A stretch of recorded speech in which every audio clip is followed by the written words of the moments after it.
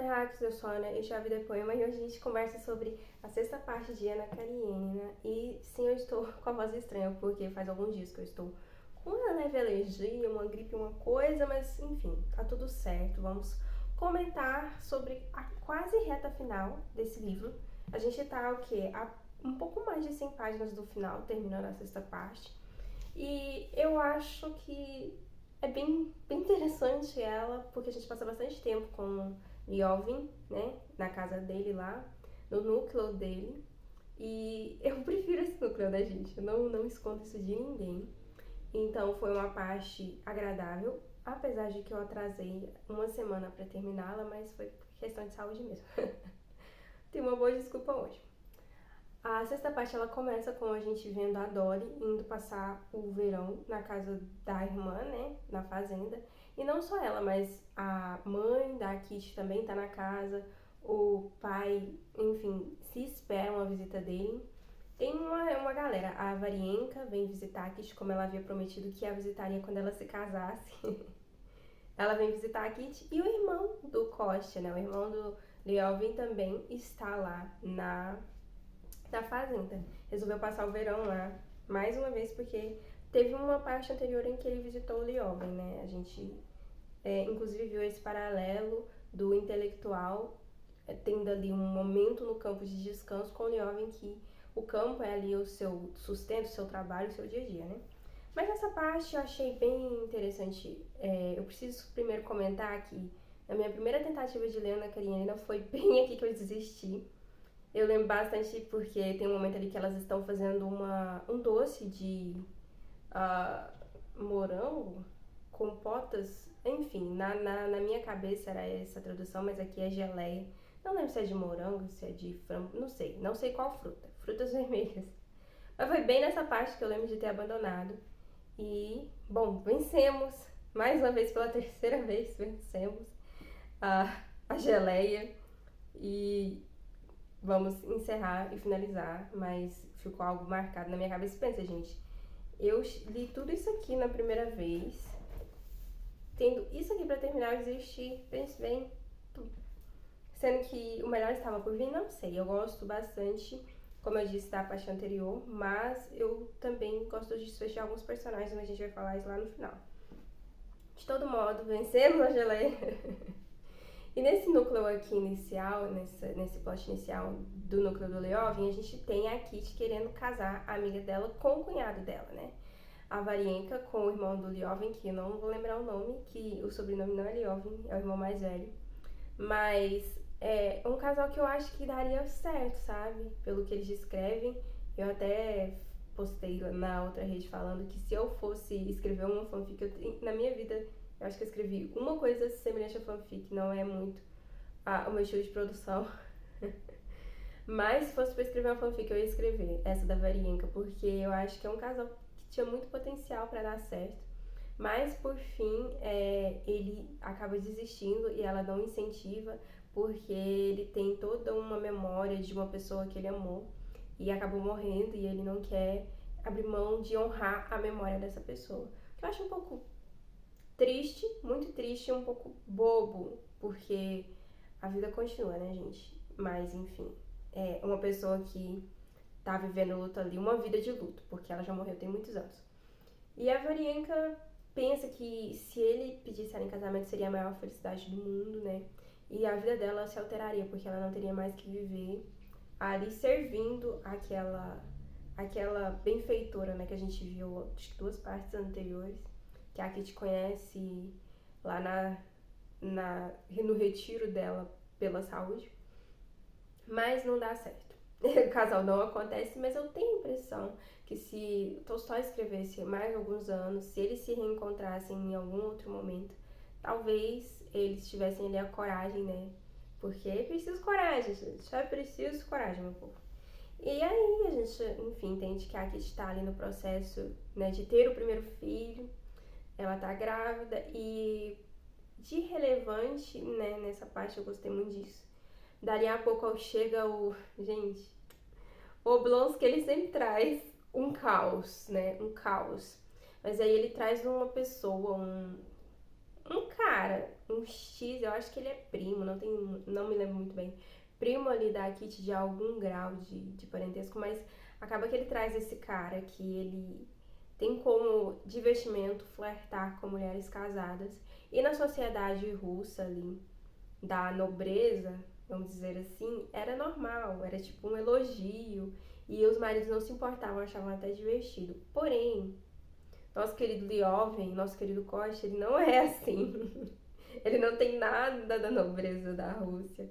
Ele é um homem do campo, ele fica muito desconfortável, tem crises de ciúme terríveis, porque aí ele vê a postura do cara e já olha pra Kitty e acha que ela tá gostando daquilo que ela tá incentivando e também já vê ela como culpada, o que é horrível, assim. Não dá pra desculpar. Mas eles vão à caça e tem toda aquela coisa do Liovin se dá muito mal. Quando ele tá mal-humorado, ele faz tudo errado. É, enfim, insuportável. Mas aí depois ele vai e consegue caçar bem e começa a tratar o cara bem. Mas esse visitante não muda de postura. E por fim, o Liovin, gente, eu acho muito divertido. Ele pede pro cara se retirar. Aí o cara, mas por que? Ele, não, porque eu vou receber outras pessoas. Não, quer saber? Não é por isso não. É só vaza da minha casa e não pergunta por quê, porque eu não vou explicar também. Eu achei incrível, achei maravilhoso. E sinceramente, eu acho nesse ponto que ele já se resolveu com a Kitty, eles já conversaram e tal. É muito sensato. Uma pessoa que tá causando ali um desconforto pra sua esposa, você mandar ele ir embora da sua casa, e é isso. Todo mundo acha que ele tá ficando louco, inclusive a Dolly, que eu gosto muito, ela geralmente é muito sensata, mas nesse caso aqui ela achou um absurdo, né? Ai, mas é assim que a gente encerra essa parte ali da fazendinha dos Liovin. Eles vão, acredito que pra Moscou, vão pra cidade pra Kitty esperar pelo parto, porque a mãe insiste, né? Que uma parteira não seria o suficiente. Já vai falar, as mulheres dão à luz aqui a vida inteira, tá tudo certo e tal, mas aí a sogra insiste e a Kitty se muda pra cidade pra esperar ter o filho. E nisso, na verdade, antes disso, a gente tem aí um crossover de núcleos. Que é o quê? O Vronsky e a Ana, eles foram pra fazenda do Vronsky, que é perto ali da fazenda do Liovin, vejam só. E aí a Dolly, ela gosta muito da Ana, é muito grata pela Ana, e ela decide que vai visitá-la. Então ela sai da fazenda do Liovin e vai pra fazenda do Vronsky. E ali a gente tem um retrato de como está a vida do casalzinho apocalíptico. As pessoas estão usando essa gíria agora, né? Olha, vamos datar esse vídeo, mas esse casal assim de altos e baixos muito baixos. Mas daí eles estão naquela aparência de tudo bem, tudo feliz, tem uma certa sociedade, algumas pessoas que estão ali visitando e, enfim, interagindo. Eles estão construindo um hospital na região e o Vronsky está muito satisfeito consigo mesmo por ser agora esse grande homem de terras, né? Criando cavalos e tudo mais. E acaba que ele se torna homem público, de certa forma, com alguns cargos aí. E a Ana, lendo muitos livros, é uma mulher muito inteligente e muito decidida a conservar sua beleza, porque ela tem uma impressão de que é a beleza dela que vai segurar o Vronsky. E isso assim, quando a Dolly chega, ela nota que a Ana é muito bem vestida, muito bem cuidada, o lugar é muito luxuoso, eles têm muita fartura, são muito ricos. Mas ela não gosta da que tá ali acompanhando a princesinha ali, que é tia ou prima, alguma coisa assim da Ana, e do marido da Dolly, né, do Oblonsky. Ela nunca gostou dessa mulher, que ela acha que ela é uma aproveitadora, que ela de fato é. Mas tem ali o cara que o Liovin expulsou, está ali. E o que ele fez com a Kitty, ele tem feito com a Ana, que é flertar ali, né? Com a mulher casada. Nesse caso, a Ana não é casada, né? Mas ele conserva a mesma postura, só que o Vronsky lida disso de uma forma diferente, né? Ele não se importa. Ele é um perfeito homem da nobreza russa ali, né? Mas tá todo aquele cenário e a gente vai vendo a Dolly se sentindo na caminhada, é muito interessante isso. Ela fica pensando em como que o corpo dela se deteriorou, assim, né? sofreu transformações por conta dos filhos. E ela fica refletindo como seria a vida dela se ela arrumasse uma pessoa como Vronsky, que a levasse, vivesse um romance, né? E como seria bom esfregar isso na cara do marido dela, né? Que alguém a quer.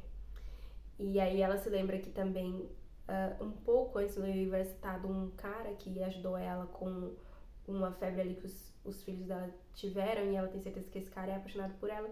Então, assim, ela reflete muito sobre isso, tipo aquela coisa, a grama do vizinho é muito verde, né? Mais verde.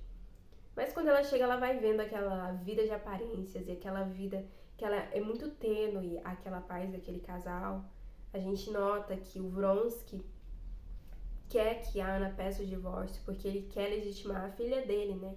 A filha, a Anne, que eles chamam ela, tem o mesmo nome que a mãe, ela tem o sobrenome do Karenin, né? Então, assim, pela lei, a bebê é filha do marido. Então, o Vronsky quer que a Ana peça o divórcio, quer casar com ela pra que ele possa adotar a filha dele, legalmente. Só que a Ana não quer pedir esse divórcio, porque o divórcio seria uma ruptura permanente com o filho dela, né? Então, a gente já sabe que ela tem essa resistência. E pede ajuda a Dolly. E com isso, gente, ela vai notando que aquela vida que no caminho ela estava meio que almejando, não é tão legal assim. E aí ela tem aquele acanhamento com as roupas simples dela, ela só tem um vestido, e um vestido que é remendado, e a Ana tem vários vestidos, ela troca de roupa várias vezes, e sempre com muito luxo, um luxo que tem a intenção de parecer simples. Mas, mesmo com tudo isso, ela vê a infelicidade daquele casal, ela vê que meio que não tem muito o que almejar ali. É uma situação muito triste. E tem até uma cena em que eles estão jogando alguma espécie de jogo com raquetes. E ela pensa que são adultos se comportando como crianças, e às vezes é bem isso mesmo. Mas ela conversa com a Ana e a Ana fala, né? Essa questão de que ela não vai mais ter filhos, e eu acho que elas têm até uma conversa a respeito de métodos contraceptivos. Eu não sei se ela tá falando de interromper uma gravidez, se ela tá falando de algo anterior a isso, não sei, não é explícito. Mas a Dolly fica muito chocada, fica muito assim, meu Deus, você pode fazer isso? E fica refletindo, né, em como a vida dela mudaria, porque ela no caminho também pensou sobre isso, sobre como ela pode ficar grávida de novo, e como é muito difícil para ela o processo da gravidez, é cansativo, e depois, quando a criança nasce, manter a criança viva, porque ela já perdeu um filho. É muito triste, assim, a vida da Dolly. Mas a da Ana também. E por fim, a Dolly volta pra casa da irmã, né, feliz. E aí ela pergunta, assim, não pergunta pros cocheiros, mas fica naquela curiosidade de saber o que eles acharam, né, da fazenda ali do Vronsky. E aí eles voluntariamente compartilham a informação que eles não davam comida o suficiente pros cavalos, tipo assim, era contadinho. E fala que na fazenda do Vronsky não, que acho que é aveia. Eles comem o tanto que precisar. Então fica meio implícito de que o Vronsky tá se achando bastante, mas que na verdade ele é um explorador, sabe? Tem um trecho em que, eu não sei se é bem nessa parte da Dolly ou é mais pra frente, em que ele fala que os mujiks, né, os camponeses, vieram pedir pra arrendar as terras. Até onde eu sei, arrendar era tipo uma espécie de aluguel das terras ali. Se eu estiver errada, me corrija. Mas ele falou que não, ele não ia fazer isso. Ele, na verdade, vai construir um hospital. E ele tá lá fazendo isso, mas não foi isso que os mujiks pediram, né? Com certeza é válido, muito bom ter um hospital ali, né? Mas, por que não arrendar as terras, né? Enfim, o Vronsky é um serzinho insuportável. É a partir daqui que ler o ponto de vista dele se torna pra mim bem cansativo. Porque ele é muito egoísta e ele acha que ele tem que ter a liberdade dele. E, enfim, por um lado ele está certo, a Ana tem um ciúme doentio, mas ele assim, se acha... Ele tem a vida que ele quer, entende? Então é aquela coisa de... Ele tirou a Ana ali do contexto dela, da vida dela. E aí ela perdeu tudo. E ele não perdeu nada. Inclusive, ela fala isso, a Ana. Ela fala que ela vira um ser sem direitos por conta do divórcio, tudo mais, tudo isso. Ela não tem direitos, ela não tem nada, ela só tem ele. Então, dá pra entender um pouco dessa obsessão que ela desenvolve. Nisso tudo, a gente volta pro Lehov, que tá lá na cidade há meses esperando o Kit dar à luz e até agora não rolou. Mas ele tá ocioso, né, gente? Na cidade ele sabe que Lehov não fica feliz. E a Kit fala, não, vai lá participar desse negócio formal aí de votação. Enfim, ele tem direito a um voto ali. Eu não sei a respeito de que, é meio confuso porque é do ponto de vista dele e ele também não entende muito o que tá acontecendo. Mas ele tem direito a um voto e tem os partidos, as disputas políticas e quem tá lá também, Vronsky. E aí a gente tem esse encontro, essa interação e o Lehov chega a ser um pouco grosso, né? E o Vronsky acha o Lehov muito estranho. Todo mundo acha ele louco, né, gente? Ele realmente não tem nenhum tino social. Mas a gente tem esse momento ali de ver que o Vronsky tem se adaptado muito bem a essa sociedade ali como senhor de terras, tem ganhado status e ele está muito satisfeito consigo mesmo.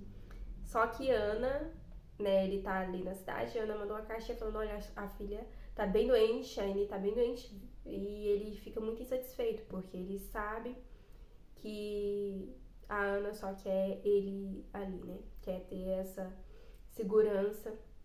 E ela mesmo fala isso, que quando ela não vê ele, ela não consegue fazer nada, né? Então ele volta pra fazenda, mas assim, é um amor penoso. Ele não consegue se livrar disso, ele se sente aprisionado. A mesma forma, Ana, ela sabe que aquilo que ela tá fazendo é corrosivo, inclusive pra relação deles, mas ela não consegue evitar. E aí a gente tem a decisão sendo tomada de que ela vai pedir o divórcio. E nisso, gente, já é o final da parte. Eu acho que de relevante foi isso que aconteceu. Mas, terceira leitura, gente. E a gente ainda vendo coisas novas. Mas aqui no final da sexta parte, nessa tradução, ficou um pouco ambíguo pra mim. Porque eles tomam a decisão de não ficar no inverno ali na fazenda, porque eles ficariam sozinhos e eles não conseguem, gente. Eles precisam de gente em volta para não pensar, né, na situação. Eles decidem ir para Petersburgo. E aí, a última frase aqui é: esperando todos os dias pela resposta de Alexei Alexandrovich e pelo divórcio que viria logo em seguida. Isso a Ana decidiu finalmente pedir o divórcio. E aí, por fim, a última parte da frase: viviam agora maritalmente como um casal legítimo. Isso aqui me deixou um pouco confusa, porque a construção aqui dessa tradução, o divórcio que viria logo em seguida, viviam agora maritalmente como um casal legítimo, me dá a impressão de que o divórcio veio depois que eles foram para Petersburgo e que eles viviam agora como um casal legítimo. Me passou essa impressão. Aí eu falei, eles se casam. Aí é claro, né, que eu fui olhar na edição que eu li ano passado e é um pouquinho diferente, né? Aqui a espera todos os dias de uma resposta de Alexei Alexandrovich e do divórcio que viria a seguir. Os dois se estabeleceram agora juntos como marido e mulher. Então é diferente, né, essa tradução aqui. Falam que eles se estabeleceram como marido e mulher esperando pelo divórcio. Eu gostaria de ter uma terceira tradução direta do russo, que eu não tenho ainda. A que eu tenho ali é do francês, então eu nem olhei nela. Mas assim, será? Eu acho que mais pra frente, quando a gente voltar no ponto de vista do Alexei Karenin, isso vai ficar mais claro se ele concede o divórcio ou não. Eu acho que não, gente, mas minha memória não é confiável. Mas me deu a impressão aqui que eles estão casados. Vamos ver, né? Vamos ver aí pra frente. Em resumo, é uma parte que eu acho que pode ser que faça as pessoas desistirem, porque as caçadas ali são momentos um pouco extensos. Eu gosto muito do ponto de vista da cachorrinha, assim, vendo a cachorra Alaska, né? Interagindo, gosto muito, mas eu entendo uma coisa meio demorada. E a questão política ali, ou essa parte em que o Lioven não tá entendendo nada, eu acho muito engraçado, eu acho muito divertido, mas eu sei que tem gente que não gosta dele como personagem, então deve ter uma parte difícil também de você vencer aí, né? Mas estamos aí já chegando ao fim. Eu acho que também é uma parte que fala muito sobre amadurecimento, porque a Kitty e o Lioven ali já quando eles estão na cidade, eles já não tem mais aquelas briguinhas bobas, não tem aqueles ciúmes bobos. E eles conversam e a Kitty, gente, quase que eu esqueci de comentar isso. A Kitty encontra o Vronsky, ela encontra com ele na casa de uma tia. E aí ela fica toda. Fica chocada, primeiro porque ela não reconhece as feições dele, então ele mudou muito. Eles repetem muito que ele tá ficando careca, né? Então tem essa questão. Mas aí ela tá com o pai, né? E consegue se recompor, cumprimenta com cordialidade e é isso. E aí ela conta pro Lioven, o Lioven inicialmente fica assim meio, meu Deus, mas depois ele começa a conversar tranquilamente com ela e eles estão muito bem nesse sentido, então eu sinto o amadurecimento dos personagens. E ao mesmo tempo a gente vê que o Vronsky anda não tá ali. Enquanto o Kit Lioven tem um amadurecimento, Vronsky anda tem uma degradação, a relação tá cada vez pior, né? E basicamente é isso. Eu acho que é uma parte, como eu estava dizendo, uma parte boa pra gente ver isso, como os personagens ou vão se aperfeiçoando ou vão se degradando. E tem a tendência de piorar aí agora pro final. E é isso, gente. Falei bastante, como sempre. Mas, em resumo, vamos vencer. Vamos terminar a leitura. Tirar essa dúvida aí se estão casados ou não. Creio que não, gente. Eu acho que Vronsky e Anna nunca se casam. Mas a gente retoma esse ponto no próximo vídeo. E teremos aí uma conclusão, né? Eu acho que sim, na próxima parte a gente já tem a conclusão de alguns arcos, de alguns personagens. E a parte final é meio que um adendo do Tolstói a respeito de alguns assuntos que ele ainda queria tratar, porque até onde eu sei, essa última parte do livro ele teve dificuldade de publicar, porque eu falava de um contexto da época específico e, enfim, Ana Karenina era publicado em partes, né? Publicado em periódicos, né? Então, assim, ele realmente teve dificuldade para publicar o final. A gente fala mais sobre isso quando a gente chegar lá, né? E é isso. Se você assistiu até aqui, muito obrigada. Espero que se você está lendo, né? Se você está lendo, espero que você esteja gostando da leitura. Não se preocupe, não vamos mais falar sobre geleia até o final, pelo que eu me lembro. Então tá tudo bem. Mas é isso, curta o vídeo, comente aí o que você achou, né? E a gente se vê na próxima. Espero estar bem de saúde até lá.